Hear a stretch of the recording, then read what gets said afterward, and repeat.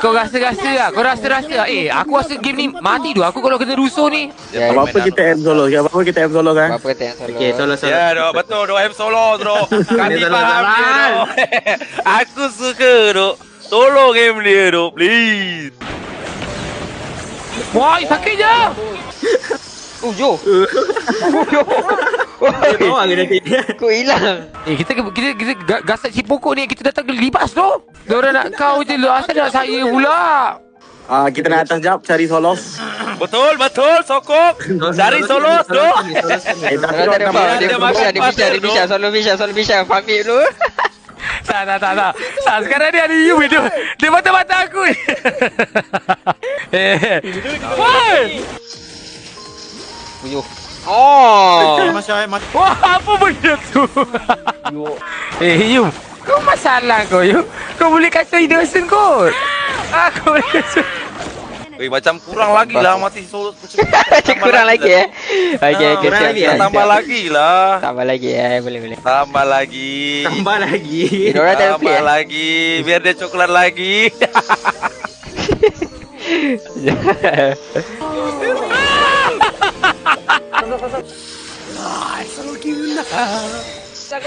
Dia datang.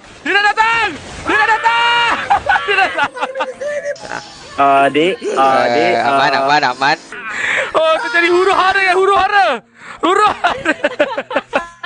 Sorry nak fikir. Ada skill. Okay, itu dulu cari beras jap. Oh, huru hara dah gila. Kita kena apa dah kan? Ini kena kejar arwah hantu ke? Ini aku nak keluar macam mana ni? Dia letak aku dalam rumah. Weh, solos dua tiap. CP 052. Solo. Aku tak boleh buat apa. Aku nak keluar macam mana dah ni? Tiba-tiba ada 3 orang jaga ni. Wahai. Wah, real lah. You saya ulti flicker Awak dalam tower tu. Aku akan fokus solos. Apa ni nak aku ni? Masalah yang pokok ni. Hero orang tak suka lawan tu pakai tu ni. Nice cut. Masya Red Bush. Nice one you. Salah tu gitu. Kita main apa tu kan ni? Dia orang ni macam cari apa asal boleh je. Ni dah jadi personal. Kita personal dengan Sofian. Iyum personal dengan aku. Aku tak tahu yang lain personal dengan siapa.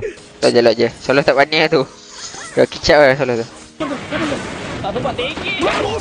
Ya, aku nak Sofian. Okay, Yum kejar. Yum datang. Mana Yum? Okay, Yum. Ada skill